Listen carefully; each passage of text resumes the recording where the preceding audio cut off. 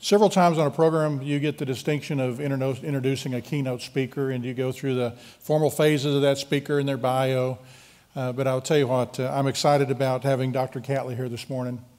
I've known Lowell for a long time. In fact, he grew up down the road from where I did. He grew up in Dalhart, Texas. And what I've appreciated about him is his common sense approach to what we do. But he also challenges us through very thought-provoking remarks and comments about how do we become better. Dr. Lowell B. Catlett is a Regents Professor at New Mexico State University, and he's Dean and Chief Administrative Officer for the College of Agriculture, Consumer, and Environmental Sciences. If you heard him last year at the Galaxy Conference, you know a little about his message and the challenge he'll lay before us. Dr. Catlett earned his bachelor's degree in agriculture, business, and economics from West Texas State University, and in 2007, they awarded him with the Distinguished Alumni Award. His master's degree in ag economics at New Mexico State University. In 2013, he was awarded the Distinguished Public Service Award from the governor of the state because of his commitment to outreach and education. And he's also a graduate with his PhD from Iowa State University, the first land-grant institution in the country. Many famous sons and daughters have come through that institution. In 2010, he received the Henry A. Wallace Award from Iowa State to recognize an outstanding alumnus who's made an outstanding contribution on national and international agriculture in writing, teaching, and leadership. I could go on forever reading his bio to you. He's an award-winning teacher, consultant, but most importantly for me, he's a friend of Extension. Somebody that believes in who we are, supports what we do, and thinks about how land grants work to make life better for everybody. Lowell and his wife Joni share their home in Mesilla, New Mexico with several dogs, a passel of cats. I'm not sure how many cats qualify for a passel, but he has a passel of cats and a barn full of bats. So with that introduction, please join me in welcoming Dr. Catlett to the stage.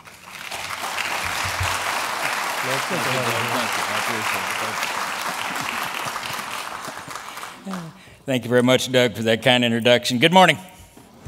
Oh, come on, this is the 100th birthday. You can do better than that. Good morning. Right.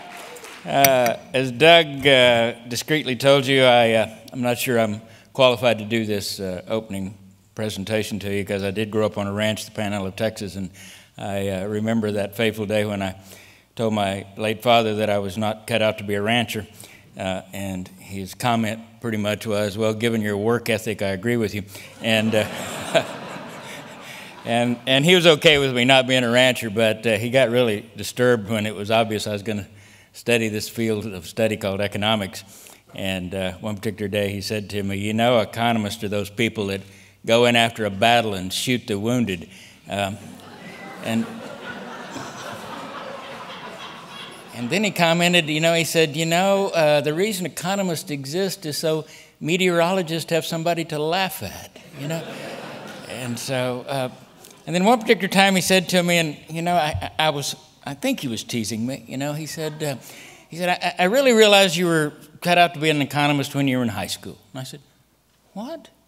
In high school? He said, yeah, you remember when they said that this star football player was ineligible to play that Saturday night and because he didn't have the grades in math, and you started tutoring him, and then the sports official came forward and said that he was going to give the young man a quiz, and you'd ask him one math question. If he answered it, he could play that Saturday night, and if he didn't, he'd be ineligible for the rest of the season. So he said, I'm going to ask you one question. And he said to the young athlete, what is 2 plus 2? And the athlete immediately said 4. And he said, you start yelling, give him another chance, give him another chance. And he said, I knew you were destined to be an economist, and if you're an economist, you know that is one of our standard jokes is, what is 2 plus 2? And we always answer, what do you want it to be, you know? And I say that as a reference point because Peter said it very eloquently to you. We are celebrating 100 years of the Cooperative Extension Service and the Smith-Lever, but it started a lot earlier than that. It started with a lot of people that were dedicated to helping add value to people's lives. And one of those, I like to maintain that probably our third president was the first really good extension agent, okay? Because we are in this Reagan building, kind of in the shadow in the late afternoon, a little bit, of the White House. Then first and foremost known as the president's residence. But the first president to occupy it, just for a few weeks, was John Adams when he was finishing his one and only term. And he and Abigail shared and lived in the White House, then called the President's residence, for just a few weeks. In fact, Abigail said one room was so unsuitable and drafty that she hung the family laundry in it. And to the end of their days, neither Abigail or John had anything positive to say about the White House. But it took the first person to really occupy it, Thomas Jefferson, occupied it, our third president, for all 8 years of his term. The reason I say he was really kind of the first extension agent, because Jefferson had the attitude that he was always sharing seeds with somebody. He was always writing letters, and we have at least 18,000 letters, and a big chunk of them were always talking about seeds that he would share or share with agricultural practices. And even though he could have, when he gave the world a moldboard plow, he could have patented it, because he was, as our Secretary of State, the first one in charge with developing and putting in place the patent office, but he chose to give it to the public, his moldboard plow. But particularly telling was when he became minister to France. He took a little trip in the South, and he wanted to study practices, and he went on incognito. He didn't go as the diplomat from the United States. He went incognito, as he said, so he could see how people lived. And he found out the wonderful rice variety in Italy. And so he went there, and it was such a protected species of rice that literally to smuggle it out was, at that time, on pain of death. But as Jefferson said, I hired, quote, a honest smuggler who put several bags on a mule and took him across the mountains. But Jefferson didn't know whether he had hired an honest smuggler or not. So to make sure, he had the rice seeds sewed in the lining of his coat. And so here was our diplomat and our minister to France smuggling, on pain of death, rice out of Italy. He, of course, gave it to the South Carolina Agricultural Society to be disseminated. Also thought in South Carolina and the South that, as he said, probably the greatest thing that mankind ever had was the olive tree. So here we have Jefferson that gave us phenomenal opportunities and very, very willing to share them. And when he came back from France, he fell in love with a variety of a French sheepdog, and so he brought back a mother dog with some pups. And only thing that he said to his neighbors was, I'll give you a pup, but you in turn must then give a pup to someone else. And he, of course, fell in love with the merino sheep and did likewise. I'll give you a sheep, but you in turn have to give a sheep to somebody else. Okay? He said of that sheep, that dog variety, that it was made a wonderful house pet. And in 18,000 letters, we never found out whether Jefferson really liked cats or not. Okay?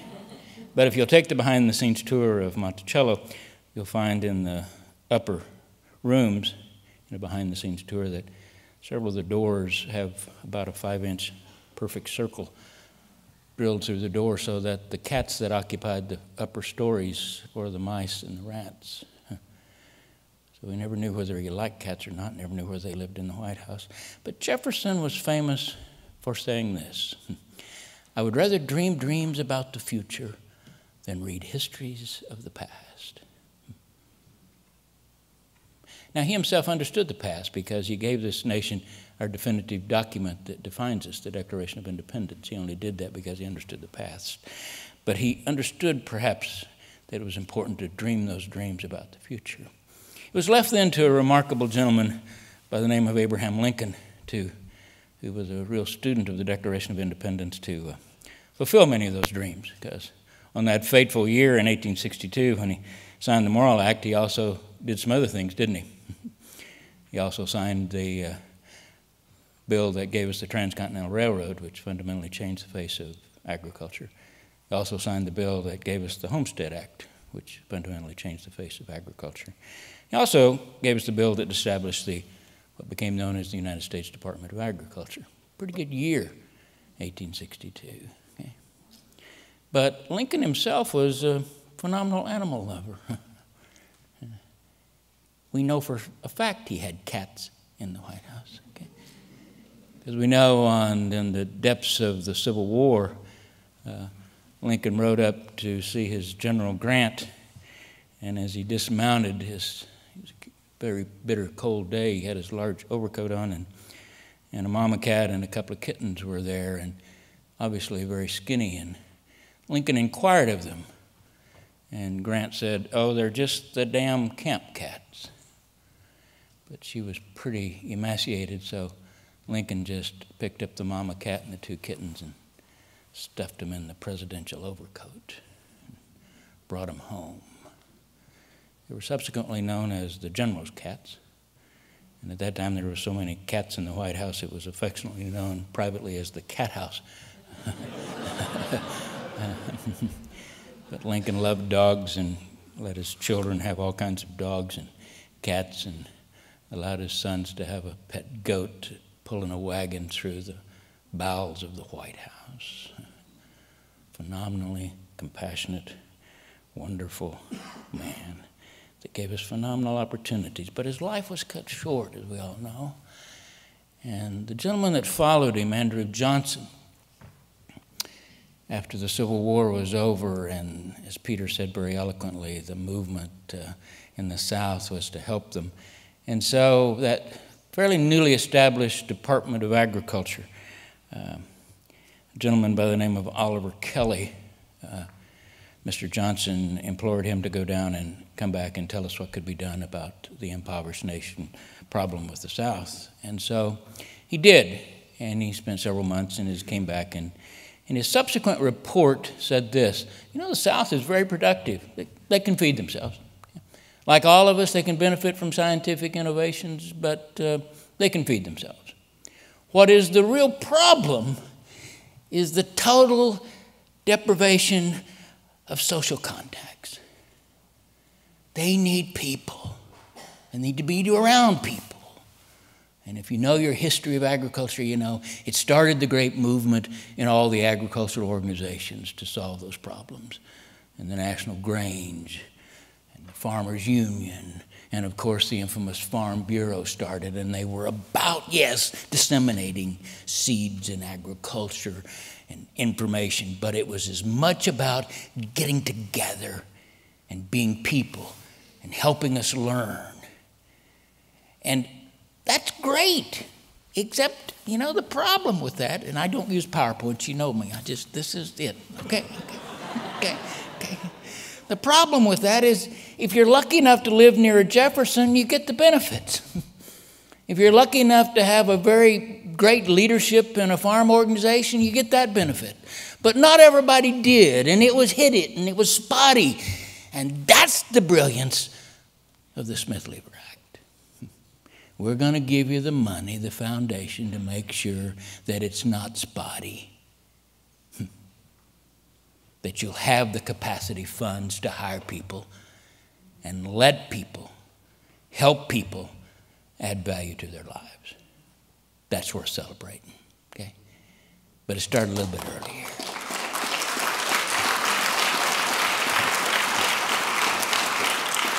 Interesting gentleman in 1953 wrote a book, L.P. Hartley, wrote a book called The Go-Between. Interesting book.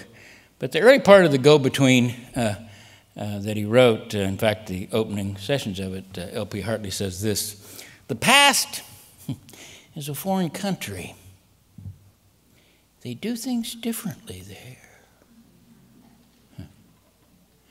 I want to go with you to the past for just a second to try to frame that for you. And I'm a baby boomer. I don't want to go back then because, man, we could really scare you with some of that stuff, I don't want to go back that far, okay? I don't even want to go back with the extras, but I want to go back to the first full generation, the youngest generation that we've just quit birthing, okay? We called them in demography the Y generation. They prefer to call themselves the millennials, okay? And we're 82 million strong in the baby boom generation, and they're pretty big. We depending on which study that you look at, 75, 76 million maybe. But when you really look at them, they're big, okay? They were birthed in the early 1980s through the early 2000s, so we've just got done birthing them, and we've got a whole new generation coming on board, and we really can't figure out what to call them, but okay. So I want to go back. We know from good neurological data that really people can't remember much earlier than about age 3. The brain's capacity to see things visually does not develop until about age 3. So nobody remembers much too earlier than age 3. So I want to go back to that generation that's right now fully birthed. And we'll go back to the early 80s for just a second and do what L.P. Hartley said. That's an interesting generation, by the way, isn't it? Okay, it's a generation that we like to tease and say, oh, they're the first me generation. Okay, that's all they care about. All they care about. Remember when it was so nice to walk down the street and we could actually look people in the eye? Okay, but this generation is so involved with just social networking. That's all they want to do. That's all they want to do is communicate with social networking. Well, I would encourage you to pick up a book by a wonderful lady by the name of Hannah Boyd, who's a researcher at Microsoft. And she's really studied that generation. She wrote a book called It's Complicated, Communicating with the Connected Teenager. Okay? And she talks about that. Yeah, they do use it. Okay? But guess what? Because my generation makes them. And you go, well, no, we don't make them. Oh, really? See, my wife said it best the other day when she said, I had 7 brothers and sisters, and when I came home, my mom didn't know where we were after school. We got on our bicycles, and we did what? We rode all over Las Cruces, New Mexico. Okay? All she said was dinners or supper where we live, supper's at 6:30. Be there. She didn't know where we were. Let's see, do you allow a young 10-year-old to get on a bicycle and ride anywhere in your town? What do we say? No. So the only way they can communicate is through social media. So they do. What she also found out was, they do like face-to-face, though. Okay? They go to sporting events, not because they like football or basketball, but because, guess what? It's the only other safe environment where they can what? Be with their friends and not be on Facebook with them, but what? Talk to them, see them. It's not wrong or right. It's just, as she says, it's complicated. Okay? They're the generation, as I've said it before, when I graduated from high school, and I have a wonderful mom who's still alive. In fact, on Saturday turns 87, still lives on a ranch. She's a wonderful lady. And my late father was a wonderful man, but they were my parents, okay? And when I graduated from high school, they gave me a set of luggage. And at the time, I thought that was pretty nice, And then I thought about it going, holy cow. It was about get on with your life. And this generation is about what? It's about, well, they're really not my parents. They're my friends. By age 30, 5% of my generation still lived at home. As we're now just getting the numbers of the 30-year-olds, it's 38%. They're my friends. Okay, it's not wrong or right. They're friends. And a young millennial not too long ago, I was at a conference and he was presenting and he pointed at me because he probably thought I was the oldest person in the crowd. And he said, how old were you when you had your first job? And I said, I don't know, probably age 3. I don't know. I don't know. I grew up on a ranch, probably when my dad set me on the back of a horse and said, don't let those cattle get down that lane. I don't know how old I was. And so he wasn't going to get any answer out of me, so he looked at the guy next to him. He said, how old were you? And he said, I don't know, probably 12, 13, a paper route. He said, well, I'll tell you for you baby boomers, the average first age is 12 that you got a job. 12. And his comment to us was, did you screw up? And the guy that had the paper route said, yeah, I remember very clearly the first bad snow day, I just dumped all the papers in the dumpster. Okay.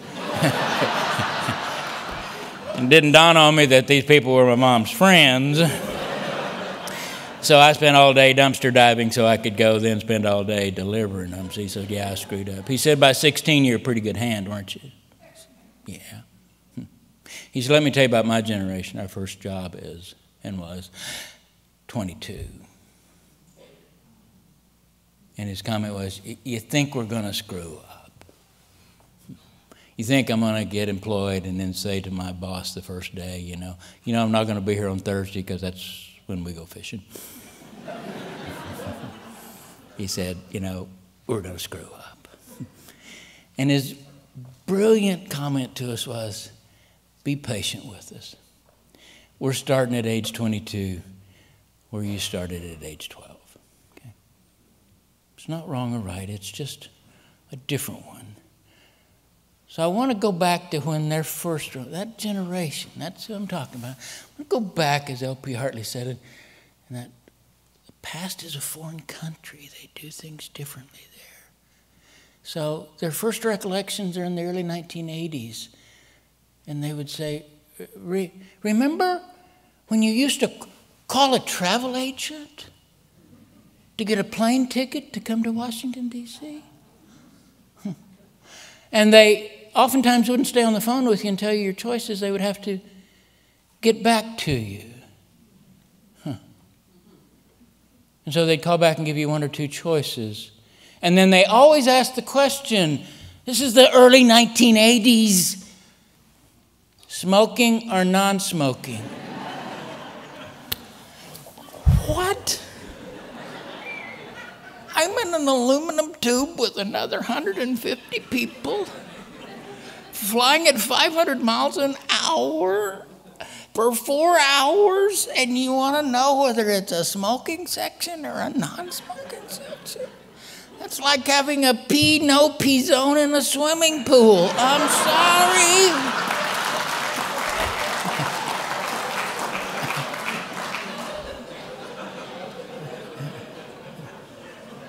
It was November 21st in 1989, the month that the Berlin Wall fell, that President Bush signed the legislation that said for flights under 6 hours domestically, there would be no smoking. 1989. It took President Clinton in 2000 to sign the legislation that says, no smoking. 2000. The past is a foreign country. They do things differently there.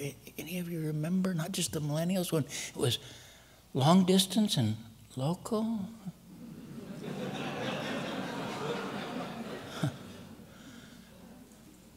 And you didn't call your dealership when your car turned over 100,000 miles on the odometer, you didn't call your dealership to schedule its first serious maintenance. You called a tow truck to have it taken to something that doesn't exist anymore called a junkyard. Oh, excusez-moi, they're now repurchase yards. Past is a foreign country. They do things differently there. While you're here, make sure, if you haven't, to go to that wonderful, wonderful, very emotional monument called the Vietnam Memorial. If you're a baby boomer, you probably know several names that are engraved in that granite. There's 58,219 of them. In 1980, 54,000 Americans died every year on our highways.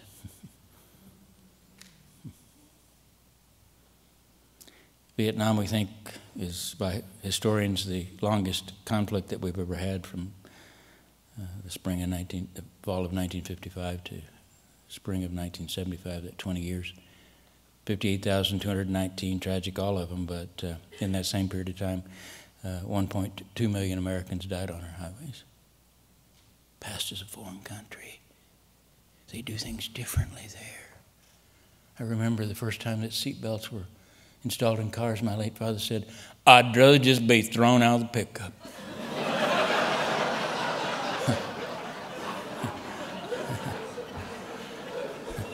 Well, so would I, Dad, but not at 100 miles an hour. And now, of course, it's not 54,000 that die every year. It's 32,000 and falling every year, because we have things like front impact airbags and rear impact airbags and side impact airbags and harnesses that strap you in. And, oh, the past is a foreign country. They do things differently there. So I'm wondering now on this 100th anniversary, this 100th birthday, 2014, when we look back, I don't know from how far, it doesn't really matter. Look back, and those people looking backwards will say things like, gee, remember? Remember when you went to the doctor and you got that cancer diagnosis? It was the worst day of your life. Remember those years? Huh? Remember when doctors actually did diagnosis? You would trust that to humans? Remember when you drove a car? Remember when that sick plant, you got a leaf from it and took it to your local extension agent for them to tell you what was wrong with it? Remember those? Remember when electricity cost money? Huh. And remember when all the rage and everybody talked about carbon? Remember those years? Huh. Huh. Well, 2 weeks ago, been several years ago, but 2 weeks ago, something major happened. Okay, several years ago, when we invented something called nanorobots, those little devices that are so small you can't see them, we said, you know, what a boon to health science. We'll take these little nanorobots and we'll just send them in, and they'll target a cancer cell and just eat it up. But you know, Mother Nature's pretty tough character. So in every trial, in every test, Mother Nature, your immune system, took those nanorobots and just tore the hell out of them. And if it couldn't tear the hell out of them, it just relegated them to your liver and to your feces and your urine, and it expelled them from the body. And great promise. But then somebody said, you know what? There's one of those things, it's quasi-life form called a virus. You know, it slips by the immune system and embeds itself in the cell and wreaks its havoc. Oh, maybe we ought to study viruses. And when they found out that it was really not a very complicated process, how viruses got by the immune system, it seems they cloak themselves. They wrap themselves most of the time in a 2-molecule layer of lipids. And when they get into the system, the immune system just goes, it's a lipid. So 2 weeks ago, we wrapped those nanorobots and cloaked them with lipids. And they got inside the cell and delivered the poison to the one cancer cell. Remember when cancer was the worst day of your life? And 2 weeks ago also, man, what a 2 weeks ago. A little device that looked like a piece of cellophane tape, except it also looks like a little microprocessor with little wires in it. But you just put it on like a piece of cellophane tape, a patch. Remember when you used to say that is a good cholesterol, that is a bad cholesterol? Well, this little piece of cellophane then basically tells you whether it's a good cholesterol or a bad cholesterol for you. Because you see, when we unwound the human DNA helix, we started in 1990, and we figured those 3 billion base pairs would cost about $1 each, and it took dozens of laboratories and hundreds of scientists and thousands of people working worldwide, and finally 13 years later, $3 billion, the world was given the map of the human genome. But slightly less than 2 years ago, a gentleman in his garage made a microprocessor that sells for $1,000 that will do it in 2 hours.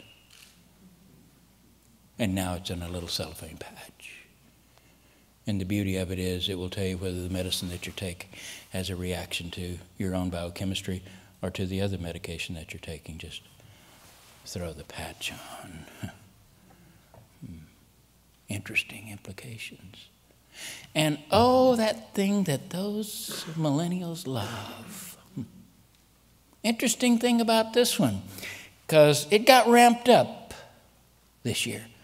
Qualcomm has announced a $10 million X Prize for devices that you can slap on the back of a smartphone that will essentially be, if you're a Star Trek fan, what Bones used as a tricorder.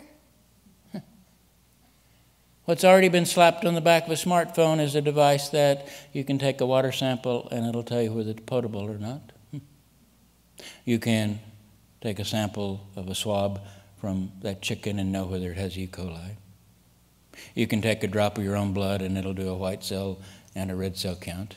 It'll also tell you if you have HIV. It will also tell you if you are on blood thinners what your INR value is. Are you with me, folks? Remember when doctors did the first diagnosis? What a world. Remember when agents used to tell you whether your plants had too much nitrogen? Oh, get ready for this world. God is powerful and different. But you know, one of the powerful things, and we love to celebrate Seaman Knapp and extension, because he was the first that said the power of extension is to take it out and help people learn by doing. That's an interesting model, isn't it? Learn by doing. And what do we do? What do we do today? It's a phenomenon. We've done it for 150 years. Somebody stands up and pontificates and professes. You sit passively and absorb. And then I sent you home with homework to make sure you weren't texting while I was talking. Remember those? Okay. It's a great model. What about a model of learning by doing? That model is a powerful one. We've used it in extension for a long, long time. What about that model? And oh, this world just came on board, didn't it? Because one of the guys by the name of Jeff Bezos said, what about Amazon? You know, I want to make sure that people can get books anytime, any place, anywhere, cheaper than anybody on the planet, and he did. And then he found out, guess what? The same model that lets you get books allows you to do what? Buy any product on the planet. Do you understand? Amazon sells more things of all sizes than all of the other online retailers combined. And then he said, why don't I just take a 20-year-old technology and called e-ink and just quit shipping you books? And I'll ship them to you digitally. And now he sells more e-books than real books, and he sells more real books than anybody in the world. You go, well, wait a minute. Everybody laughed at him. The past is a foreign country. Remember when you used to read a book and you used to thumb it and dog-ear it? And he said he wanted to deliver those things to you how here recently? And everybody laughed at him, didn't they? How do you want to deliver things to you? Not just books? Drones. And everybody goes, drones, give me a break. The FAA is not even ruled on them. They're illegal beyond private use. And then 3D Robotics has one now that'll deliver a 5-pound payload over 10 miles and needs a 15-minute recharge. Remember when you used to wait for the UPS man?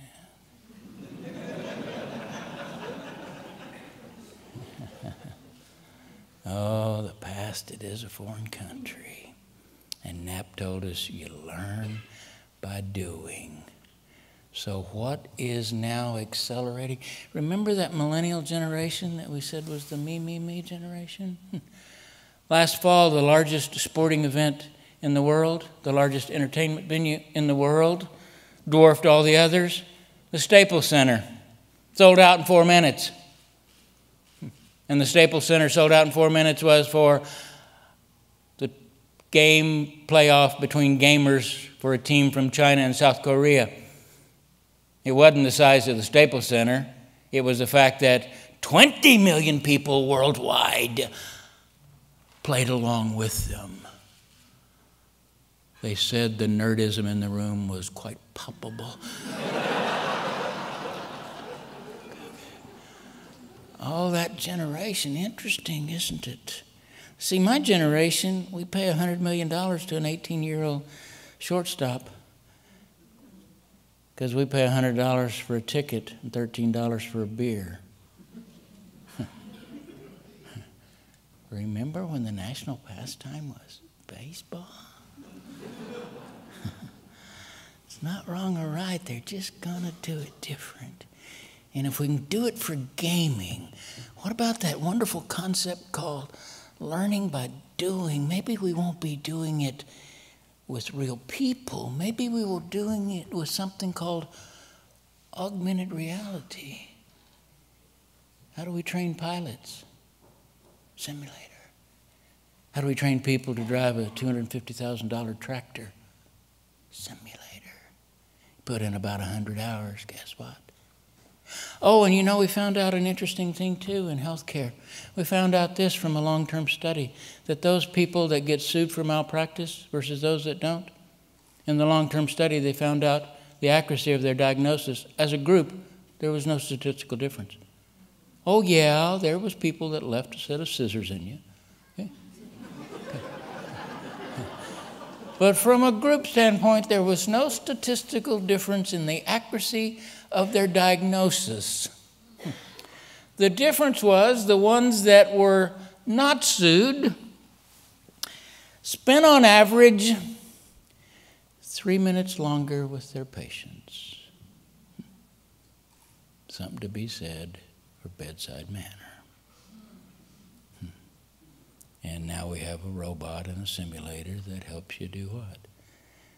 Develop a better bedside manner. Because we're getting real good at facial recognition. Peugeot, the car manufacturer, announced 2 weeks ago, damn, that was a good 2 weeks ago, that for the 2015 models, Peugeot, in the rearview mirror, is a camera that looks nothing but at the driver's facial characteristic, because they've identified 7 different moods.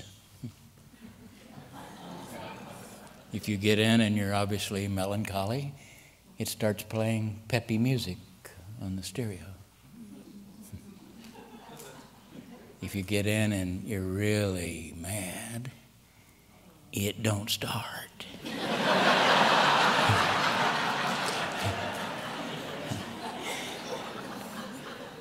And if you get in and your eyes are kind of crossed and your pupils are dilated, it not only doesn't start, it locks the doors and calls the cops on you.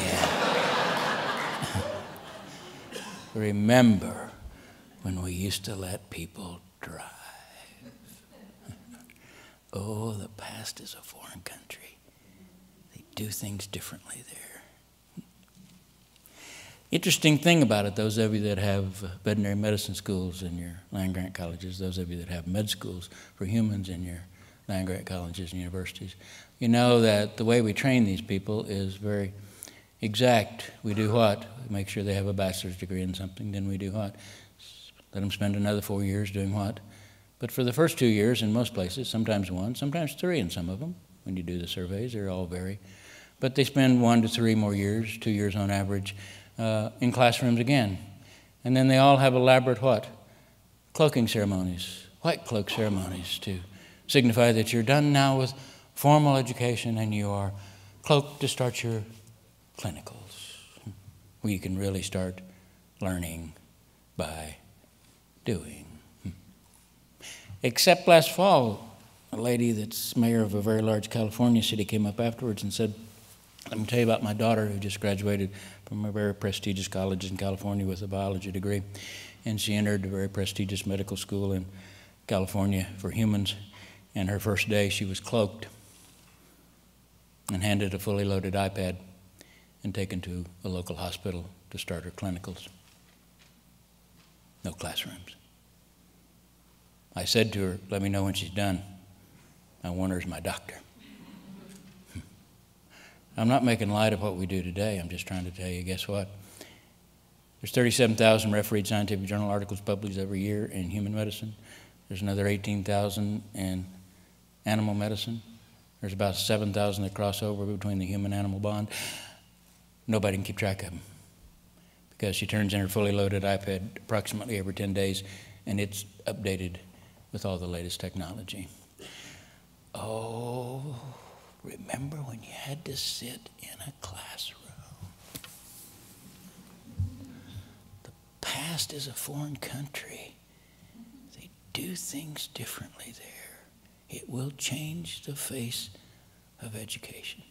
There is absolutely no question. And what our roles are and what we can do. Because it is, at the end of the day, the strength of all of this is the most precious capital of all is which capital? Human capital. Okay? It is how we add value to those people. And we'll do it in a multitude of different ways. But probably the more interesting one, so I want to come back full circle to what Oliver Kelly told us. It wasn't so much about the fact that those farmers didn't have the technology. That was learnable. It was what? Their lack of what? Communication with humans and human contact. And he saw it a long time ago. And remember when Medicine for Humans used to say that your dogs and your family and your home was not important. It was what they did. Well, hang on. Because here comes one. You've known this one for a long time. We've known this, that married men get what's called a marriage premium. Okay? Married men, we've known for a long time, live on average 3 years longer than single men. It's true. Okay? We've also found in surveys married men are more willing to die, but they do live on average 3 years longer. Okay? And you know the reason a single man doesn't live very long. The last thing a single man says before he dies is always, hold my beer and watch this. So single men do not live very long. Okay? Married men do. Okay? Women don't get the marriage premium. Okay? Married men get it. So here comes the latest piece of research, and it says this. When we ask men, name as fast as you can your closest friend, you know who we instinctively name? Our spouse or significant other. No, you cannot name your spouse or significant other. What's your second closest friend? And the second name we always give them? Our dog. Men name our two most precious friends, our spouse and our dog. No, you cannot name them. Name as fast as you can close male friends, and we're speechless. I think George likes me. I don't know. We struggle. We name 3. We ask women, name as fast as you can close female friends. And you can't shut up. You name in the time it takes us to name 3, 10. You already have what's called rich and deep social connections. And it makes you live longer. We don't. Very common for when a man loses his spouse, what is his likelihood of living beyond 18 months? Not good. Okay? It's our friend. So we come back and go full circle. It is about humans and how we add value to their lives. And we celebrate this wonderful, wonderful 100 years because it really is what ramped it up to where anybody, regardless of race, creed, color, or national origin, had access to somebody, somewhere, most of the time in their counties that would do what? Make that connection. That's why what you're part of is the most envious, and rightly so, organization and group that has ever been created.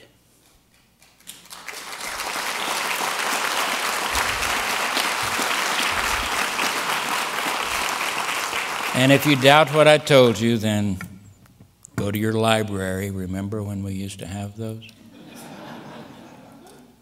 And check out a book by a gentleman by the name of Frederick Reek, R-E-C-K. It was on the 50th anniversary of the Smith-Lever that he wrote a little book called The 4-H Story.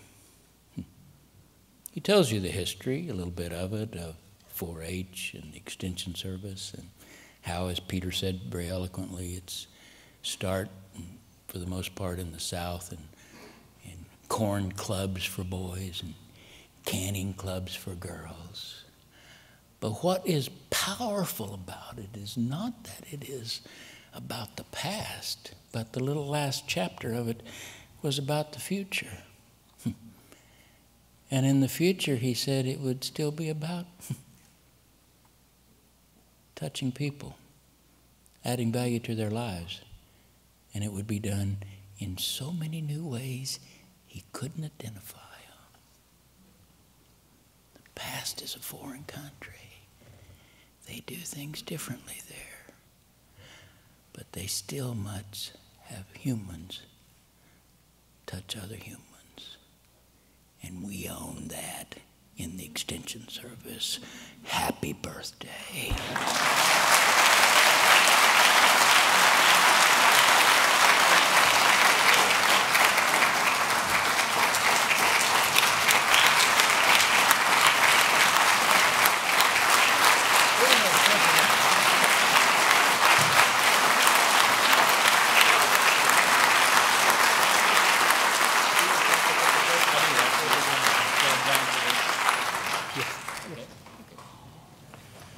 Well, you can understand now why we're excited we could work it out and get Dr. Catlett to join us today.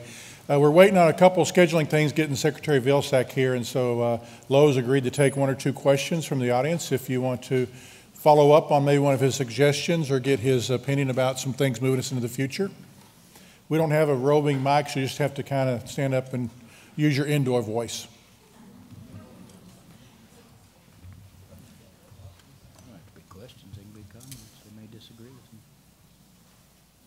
Any questions? Okay, well, I'm seeing some, I'm seeing hands somewhere. Okay. Please, if you could stand up and. So it's interesting when you talk about the millennials and the social media and all the different ways of interacting and the quickness of inventions and changes. The human touch and the human capacity or the human capital factor is really interesting to me. How would you, as you give this thought to that, how do you kind of figure ways that we might combine those two so that you have that deep connection that you're talking about with the different types of ways that we can Next question, please. Well, it's a fun one, you know. It's one I'll try to reframe. Essentially, correct me if I'm wrong. We've got these people that are so accustomed to having instantaneous feedback and information. How do we make them part of this this touch and reality world? And I guess it's one of those things that I think we can do it best by embracing the fact that they're really good at this stuff, and we ought to use their power to harness how good they are at this. And let me give you an example of that. I cannot give you the name of this company because I guarantee every one of you in this room would know it if I gave you the name of it. I signed a non-disclosure with them, so I'm not going to violate that confidence. But if I gave you the name, you'd all recognize them. Let me tell you the power of embracing, first and foremost, their ability to communicate in the social media or the instant world. They make things that have a dealer and a service component to them. And they wanted to make sure that they had the very best in the world, so they embarked on a thing that they would essentially give you a device that would connect you with your piece of equipment with their service and parts department, and it would be instantaneous. And if you had a problem, then the service department locally would know about it before you knew about it, because the machine and this device, and it would all be coordinated, and it would be fabulous. They spent $100 million on it. And the vice president who was telling me the story said, when I went out to do the first round of beta testing it with it, and I went to one of the cooperators, one of our dealers that said they would cooperate with us, when I walked up to the service department, when I stood there, there was a gentleman standing there with his smartphone out. Seems his son had written an application for it, connected it to the piece of equipment. It had gone into his Facebook bounced to the dealers in the service department's Facebook. They all communicated, problem solved. He said, I just saw $100 million fly out the window. I said, let me ask you something. How many on your focus groups to start this did you have from that millennial generation? And I said, I bet you didn't have a damn one, did you? And he said, no, we didn't. See, they already knew what platforms existed. They knew how to make those connections in ways that we do not. We need to embrace it. It's a phenomenal technology. But we're also finding, guess what? We don't have to teach them this. It is instinctive. Okay? We need humans. We need them not only for our health, we need them because, guess what? There is no substitute. Okay? I'll give you another one if you doubt it. We pulled down hundreds of long-term epidemiological studies, and we settled on 114 because these 114 measured something several years ago in doing these long-term epidemiological studies on longevity. They measured something, didn't think it was important, and what they measured, and didn't report it, but all it was measured was, do you have rich and deep social connections, or do you not? Are you the Unabomber? And those 114, when we went back and factored it in, guess what we found out? People that have rich and deep social connections died from all causes at 1/4 the rate of those that did not. It is totally mathematically 100% reciprocal, meaning if you don't have rich and deep social connections, you will die at a rate 4 times those that do. And Carnegie Mellon said, how about for infections? And they found the same thing. You get infections at the rate of 1/2 of those that do not have rich and deep social connections. I don't think we have to teach it to them, but we damn sure need to make sure that we provide opportunities for them to get together, because they will. Okay. Chuck? Yes? Chuck, over Nebraska Extension, I'm glad you brought up the millennials. You have one? 2, 3? Okay. Do you drink heavily? Okay.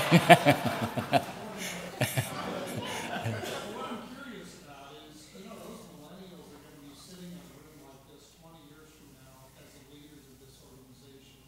What do we need to be doing now? How can we help them? How can we position them to be effective extension leaders 20 years from now? I don't think they're going to be sitting in any damn room in 20 years. They might be. Okay. I don't. You guys probably know better than I do. I guess the first thing that I found out, and I'm old enough that I had in the classroom my generation, then I had the Xers and I had the millennials, and I loved all of them for their differences and uniquenesses. But we really have to make sure that we craft things and understand them. It's just like, hey, they solved a $100 million problem, didn't even know they were doing it. Okay. So in turn, though, guess what? They will find just as complicated problems as we will, and it'll be for them to try to solve them, but they'll use different tools to do it. But I keep coming back, there will be no substitute. That's why I was being a little bit facetious. We'll need to get them together like we've done today. We may not do much knowledge sharing, but we will get together simply because, guess what? Humans need to get together. I think we embrace what they know best, and because they're going to come back and basically say, hey, you know what, graphene, you understand graphene? Have you read about graphene? Graphene, the Nobel Prize was given to 2 scientists out of the University of Manchester in the UK 2 years ago in physics for graphene. Graphene is a pure molecule of carbon, except they found a way to link it, and it looks like chicken wire. Okay? It is the world's first perfect superconductor of electricity at room temperature. 1 atom linked together, 150 times smaller than a human hair, will hold the weight of a juvenile elephant, 5,000 pounds. Huh. What in the hell are we going to do with that?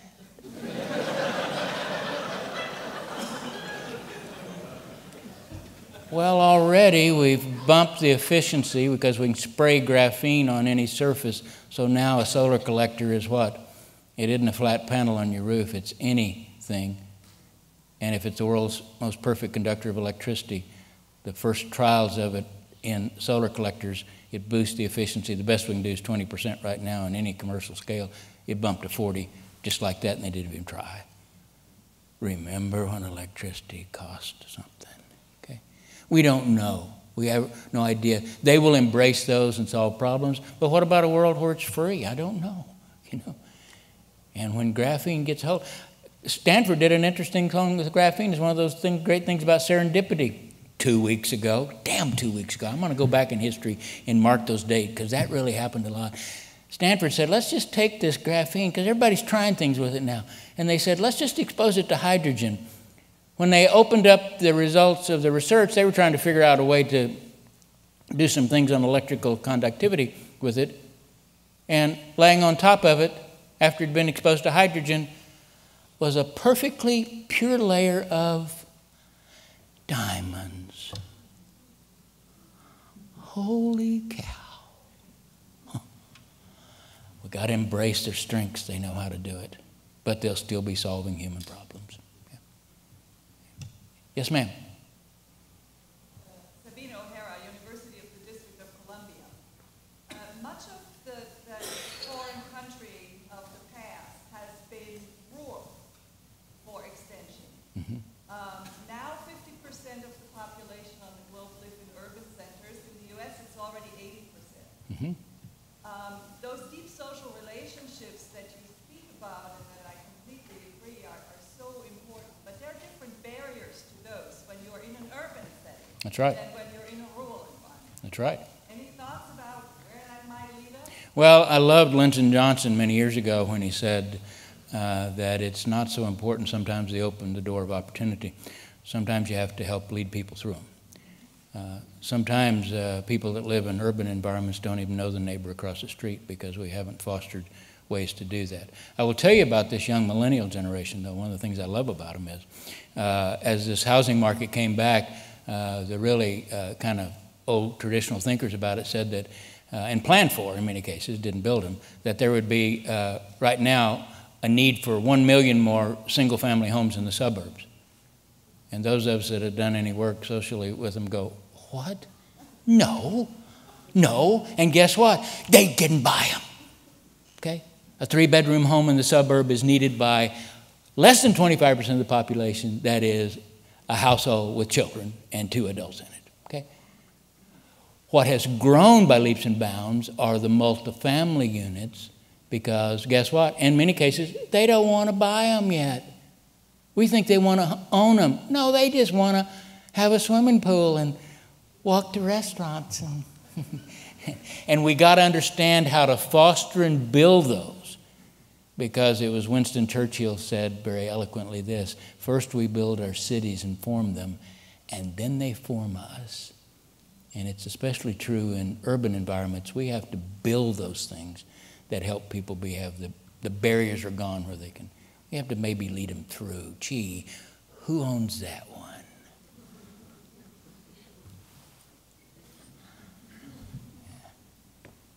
We've heard the secretary's almost here. The secretary's almost here, so that means I am been rendered obsolete. Congratulations. Happy birthday.